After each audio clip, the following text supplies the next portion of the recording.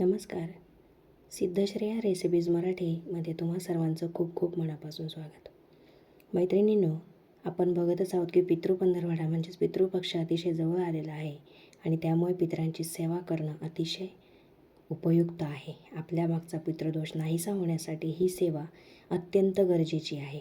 त्यामुळे पितरांची सेवा कशा पद्धतीने करता येते हे मी या व्हिडिओमध्ये सांगणार आहे. पण त्याआधी तुम्ही या चॅनलवर नवीन असाल तर प्लीज माझ्या चॅनलला सबस्क्राईब करायला अजिबात विसरू नका.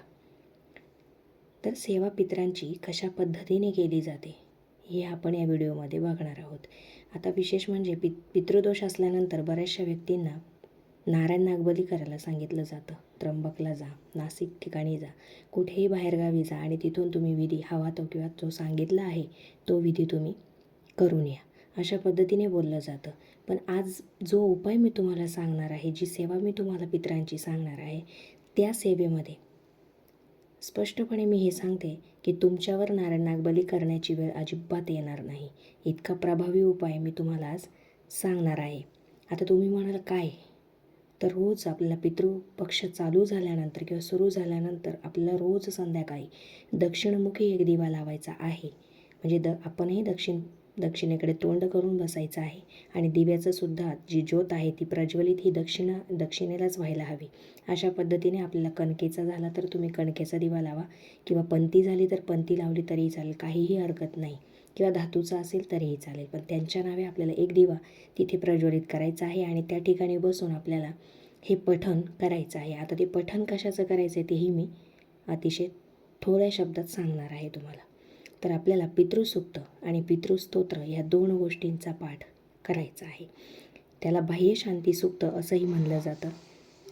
पितृदोष निवारक हे सूक्त आहे आणि कुलदेवीची कृपा होण्यासाठी सुद्धा हे सूक्त अतिशय उत्तम आहे. आता हे सूक्त कधी वाचायचं? दररोज आपल्याला संध्याकाळी, म्हणजे ज्या पद्धतीने तुमच्या वेळेअभावी तुम्हाला जसं जमेल त्यावेळेत तुम्ही हे नक्कीच वाचू शकता. आणि अमावस्येला आपल्याला यथाशक्ती हवन करायचं आहे. तुमच्याकडून 1.25 पावशेर तूप झालं तर ते चालेल, कपभर झालं तरीही चालेल, काही हरकत नाही. त्यात फक्त 1 चमचा काळी तीळ आपल्याला टाकायची आहे आणि त्या प्रमाणात आपल्याला तेवढं हवन करायचं आहे. 1 गोरी पुरेशी होऊन जाते त्याला. या सूक्ताचं पठण केल्यामुळे गृहशांती, कुटुंबांना पितरांचं अखंड संरक्षण मिळतं आणि भरभरून आशीर्वाद मिळतात. त्यामुळे हाती घेतलेल्या प्रत्येक कामात यश मिळते. ही सेवा करण्याचा विधी पुढील प्रमाणे आहे बघा. आता ही विधी मी तुम्हाला सांगणार आहे. प्लीज तुम्ही व्हिडिओ स्किप न करता शेवटपर्यंत पहा. सकाळी ब्रह्ममुहूर्तावर उठायचं आहे. आता ब्रह्ममुहूर्त म्हटल्यानंतर शक्यतो 4:30 नंतरचा वेळ आपण गृहीत धरायचा आहे.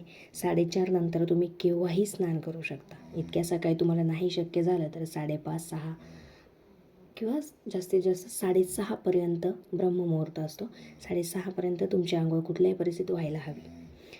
त्यानंतर देवघरात देवपूजा किंवा तुमची जी नित्यसेवा घडलेली असेल किंवा तुम्ही ठरवून काही सेवा करत असाल तर त्या नित्यसेवेच्या अगोदर आपल्याला दक्षिणाभिमुख आसनावर बसायचं आहे.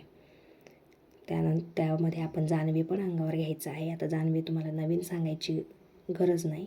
आपण गणपती बाप्पाला ज्या पद्धतीत जानवं बनवतो त्या पद्धतीने दोऱ्याचं आपण 7 पदरी, 11 पदरी किंवा 9 पदरी जसं तुमचं शक्य असेल त्या पद्धतीत आपण ते जानवं बनवून आपल्या उजव्या खांद्यावरून घ्यायचं आहे आणि मगच बसायचं आहे. त्यानंतर हात जोडून ऋचा क्रमांक 1 म्हणावी. आता ऋचा म्हटल्यानंतर पितृंचं सेवा असल्यामुळे त्याला ऋचा बोललं जातं. असं आपण ओवी जरी धरलं तुमच्या भाषेत तरी चालेल, काही हरकत नाही. नंतर फक्त ऋचा क्रमांक 2 ते 15 यांचे काळे तीळ गाईच्या शुद्ध तुपात कालवून हवन करायचं आहे. जे हवन मी तुम्हाला सांगितलं आपल्याला यथाशक्ती करायचं आहे. कपभर तुपामध्ये तीळ टाकायचे आहेत 1 चमचाभर आणि त्याचं हवन केलं तरीही चालेल, काहीच हरकत नाही. त्यानंतर शेवटी ऋचा क्रमांक 16 ते 18 हे हात जोडून म्हणायचे आहेत आपल्याला. जे हवन द्रव्य आहे म्हणजे जे तूप आणि ते आपण एकत्र हे केलेलं असतं ते आपल्याला पश्चिमेस किंवा उत्तरेस ठेवायचं आहे. आणि जे हवनकुंड तुम्ही बनवणार आहात, तुम्ही काहीही घ्या, घरचं एखादं भांडं घेतलं तरीही चालेल, तर ते पूर्व दक्षिणेस असावं. हवनाच्या वेळी स्वहाऐवजी तुम्हाला स्वधा म्हणायचं आहे. हवन करताना तीळ जर ओढून म्हणजे होम करताना ज्यावेळेस आपण ती त्याच्यात टाकतो ती तीळ अशी तडतड उडून बाहेर पडते, तर प्लीज ती आपल्या पायाखाली येणार नाही याची आपल्याला दक्षता घ्यायची आहे. आणि त्यामुळे ती नंतर तुम्ही हवन झाल्यानंतर गोळा करून एका व्यवस्थित ठिकाणी ठेवली तरी चालेल किंवा कॅरीबॅगमध्ये जसं तुमचं शक्य असेल तिथे तुम्ही ती ठेवू शकता. या अनुभवसिद्ध अशा सेवेची फलप्राप्ती अनमोल आहे. प्रत्येक श्री स्वामी समर्थ सेवेकऱ्याने ही सेवा करून अनुभव घ्या आणि जे सेवेकरी नाही आहेत त्यांनीसुद्धा नक्की अनुभव घ्या. नित्यसेवेसारखी ही सेवा अतिशय नित्य आणि अखंड तुमच्याकडून व्हायला हवी. प्रत्येक पितृपक्षात तुम्ही जर ह्या पितृसूक्ताचं पठण केलं तर तुमच्या मागे कुठलाही पितृदोष राहणार नाही, कुठलाच नाही. स्त्रियांमागे सुद्धा नाही आणि पुरुषांमागे सुद्धा नाही.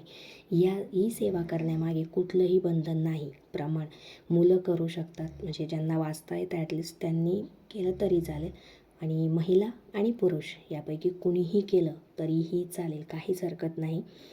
हवनासाठी शेणाची एक छोटीशी गौरीसुद्धा पुरेशी होऊन जाते. 4 ते 5 थेंब गाईचं तूप टाकून ती पेटवायची आणि नंतर 1-1.5 मोठा चमचा तूप घ्यायचं आहे आपल्याला, म्हणजे मी सांगितलं प्रमाण की कपभर घ्यायचं आहे, आणि त्यामध्ये 1.5 चमचा साधारण काळे तीळ आपल्याला मिक्स करायचे आहेत आणि ते एकत्र करून मगच चमच्याने हवन करायचं आहे. अगदी सोपी पद्धती आहे, काहीच अवघड नाही आहे, पण ही पद्धती अतिशय प्रभावी आहे. तुम्हाला हा उपाय साधा वाटत असला, पितृसूक्त तुमच्याकडे नसेल तर मी ते सुद्धा माझ्या एका व्हिडिओमध्ये टाकणार आहे. तुम्ही नुसतं लावून जरी दिलं आणि त्यानुसार हवन केलं तरीही काहीच हरकत नाही. ज्या पद्धतीत मी तुम्हाला सांगणार आहे ते पितृसूक्त मी माझ्या या चॅनलवर अपलोड करणार आहे. तर तुम्ही, आणि सगळ्यात महत्त्वाचं म्हणजे सर्व पितृ अमावस्येच्या दिवशी जर तुम्ही हवन केलं तर त्याचा अतिफायदा तुम्हाला होतो, कारण ती सगळ्याच पितरांना लागू असते. सर्व पितरी म्हटल्यानंतर सर्व पितरांचा आशीर्वाद त्या दिवशी लोक मिळवून घेण्याचा प्रयत्न करतात. त्यांचं पिंडदान शेवटी सर्व पित्रीला केलं जातं. मग आता हे तुम्ही ठरवायचं आहे की तुम्हाला पितृपंधरवाड्यामध्ये रोज हे पठण करायचं आहे की फक्त सर्व पित्रीला करायचं आहे. ही सर्वस्वी तुमची इच्छा आहे, पण एकदा अनुभव नक्की घेऊन बघा. तुमच्यावर नारायण नागबली करण्याची जर वेळ आली असेल किंवा इतरत्र कुठल्याही दुसऱ्या सेवा करायची वेळ आली असेल तर ताबडतोब त्या कॅन्सल होतील याची खात्री मी देते.